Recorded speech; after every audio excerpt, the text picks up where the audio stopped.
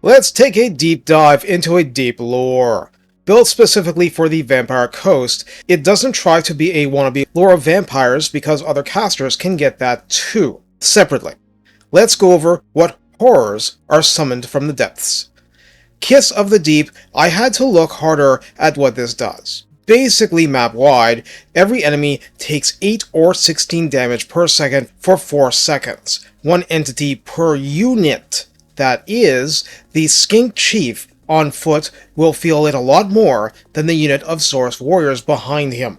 It's still doing a trickle of damage all over the place, which will mess with regeneration a bit, but what's unusual is exactly what I said. Unlike Flock of Doom with a hard limit on the damage it can do to a single entity, this is a drop in the ocean with mass units like zombies. Spiteful Shot gives 36 seconds of plus 90 accuracy, and while imbuing magical attack is irrelevant in Cylostra's army specifically, what if you have a reinforcing lord? Then it matters even for Cylostra, in addition for its general application. Now, this isn't percentage, this is points. Going from accuracy 20 to total accuracy 110 is a crazy powerful boost, and we only sigh this is a single unit cast. Overcasting makes the effect last longer. Base is 4 wins, overcast 6 wins for 72 second duration. Cooldown 28 seconds, either way. Tidecall is a breath-type spell meant to do mild damage, but more importantly, reduce enemy speed by 25%. 5 wins for normal version, doing 20 damage, 0 armor piercing. Overcast for 8 wins does 30 damage, 33% of which is armor piercing. Magical attack, obviously. Do not ignore the slow effect. That could be precious split seconds that your gunners need. Cooldown is 32 seconds, and you can definitely combine this with a Mourngul Haunter's Frostbite and Chilling Aura. Denizens of the Deep, a short 50 meters cast range for the summons, 12 wins cost, no overcast version, 2 uses max per battle. Summons a unit of plain Rotting Prometheans. Cooldown 43 seconds. They recently extended the amount of time summoned creatures stay on the map. At any rate, they have charged defense versus large, so you can use them in every sense to stop an enemy advance or charge cold. I'm guessing Fog of the Damned isn't thought of much. 200 meter range, 35 meter radius, 35 second duration, 44 second cooldown, 8 wins normal, 11 wins overcast. Normal, affected enemies are -8 leadership. Okay, that's mild. Melee attack -24. That's huge. Overcast is melee attack -40. That's gigantic. Does not affect flying foes. For the advanced spells, Kraken's Call is 18 wins normal, 23 overcast, a stationary effect with big tentacles thrashing about.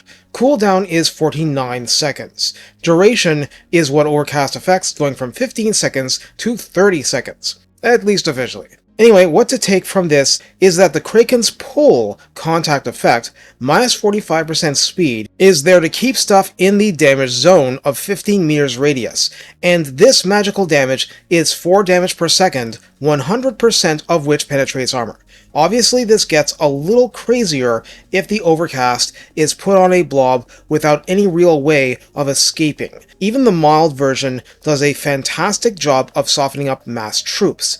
Conversely, it is all but worthless against trolls and so on. Vangheist's Revenge is a tricky spell but a very powerful one. For 20 wins normal, 26 overcast, it has a long wind-up time, and what happens after is a straight-line bombardment that's somewhat wide, but has a sort of minimum distance. What's caught in that line suffers 72 damage per entity, 108 damage if overcast, 100% of which is armor piercing. That is to say, even the non-overcast version will obliterate and delete full health, High Elf Archers and Dark Elf Dark Shards, and so engaged blobs are very vulnerable. But aside from such narrow circumstances, you can't get a lot out of it. Tidecall has a much faster dish-out time, after all, so you mix and match for the purposes you require. But for a Haymaker Punch, it's pretty up there. It also can be aimed as you please along a line, so it can get side shots utterly impossible for your carronades on a hill to get. And also, I have never seen any real deviation for this, so it's not like Wind of Death, it's not like other similar spells like Burning Head. It's going to fire where you aim it, but that has the disadvantage of if you aim improperly or the enemy moves, you've wasted a lot of wits. That sums it up for Lore of the Deep. For a Haymaker producer, and for being able to slow down enemy advances that would otherwise aggrieve your gun lines, and so on and so forth, it's pretty good. It has the disadvantage of obviously having no healing whatsoever, but that's what you bring Lore of Vampires for. It doesn't mean you should never take Lore of the Deep. It has some real power and some real advantages that you can't get from your regular artillery, which is why you want it as a supplemental lore. That and your cannons getting plus 90 accuracy can be pretty amazing.